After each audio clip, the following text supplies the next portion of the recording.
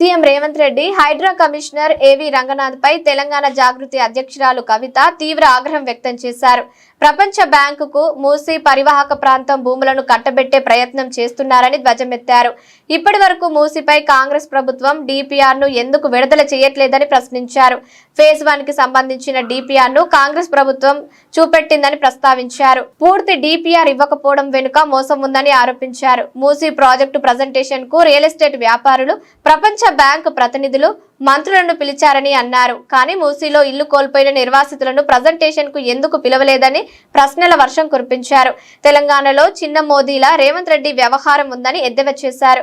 మూసీ పేరుతో CM graphics చూపెట్టారని సెటైర్లు గుప్పించారు. 16 నాలాల నుంచి మూసీలోకి మురుగునీరు వస్తోందని చెప్పుకొచ్చారు. నగరంలో ఉన్న వ్యర్థాలన్నీ మూసీలోకి వెళ్తున్నాయని తెలిపారు. చంద్రబాబు నాయుడు గారు మొట్టమొదట మూసీ ప్రాజెక్టు క్లీన్ చేయాలి, మూసీ నది క్లీన్ చేయాలని ఆయన నందనవనం పేరుతో ఫస్ట్ ఒక ప్రాజెక్ట్ చేసి వదిలేసారు. తర్వాత వైఎస్ఆర్ గారు వచ్చి కొన్ని కేంద్ర నిధులు తీసుకొచ్చి సేవ్ మూసీ అని చేద్దామని ఆయన ట్రై చేసారు.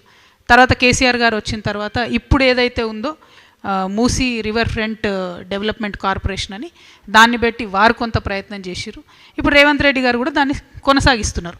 ఇప్పుడు మూసీ రివర్ ఫ్రంట్ కార్పొరేషన్ అయితే 2017లో మేము ఒక 17,000 కోట్లతోని ఈ మూసీ చుట్టూ ఉన్నటువంటి దీన్ని డెవలప్ చేస్తాము, ఓల్డ్ సిటీకి న్యూ సిటీకి కనెక్టివిటీ ఇస్తామని చెప్పి ఆనాడు ఒక ప్రాజెక్ట్ ప్రపోజల్ ఇచ్చారు. ఇస్తే మన రాష్ట్రంలో ఎన్విరాన్మెంటల్ ఇంపాక్ట్ అసెస్మెంట్ చేసేది, పర్యావరణ పరిరక్షణ చేసేటటువంటి సంస్థ 2017లో రిజెక్ట్ చేసింది ఈ ప్రపోజల్ని.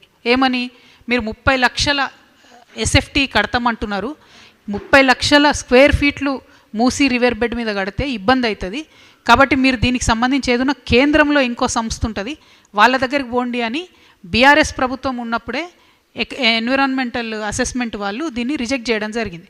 ఇప్పుడు మరి అదే సంస్థ మళ్ళీ పర్మిషన్ ఇచ్చింది ఇప్పుడు టీఓఆర్కి, ఈ రాష్ట్ర ప్రభుత్వానికి. Same organization which rejected in 2017, now they are giving permission again. 2017 overall 17,000 crores 30 lakh SFT అన్నది అప్పుడు ప్రపోజల్.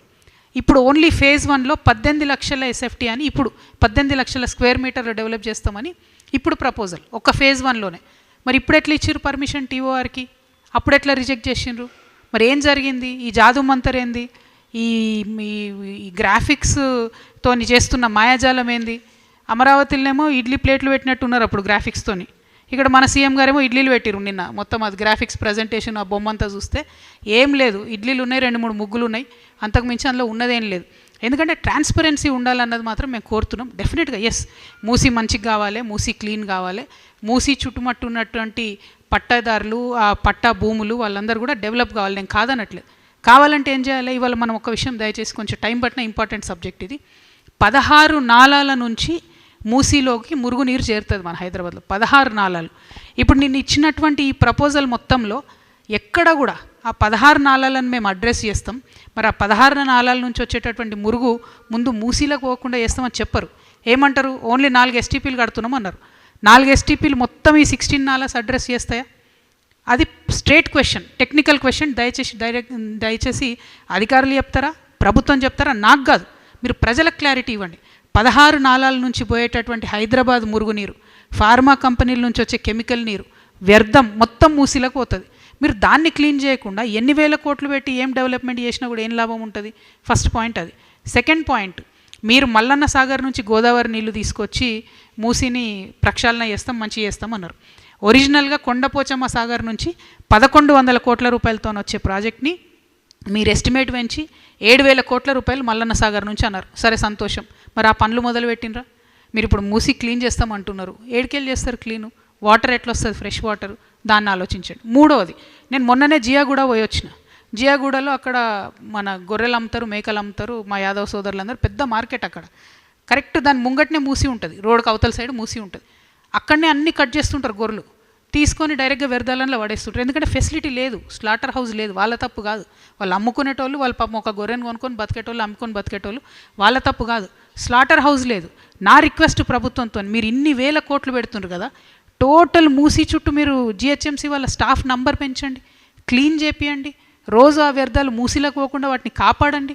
అవన్నీ ఎందుకో జాలి పెట్టురు, ఫెన్స్ పెట్టుర్రి.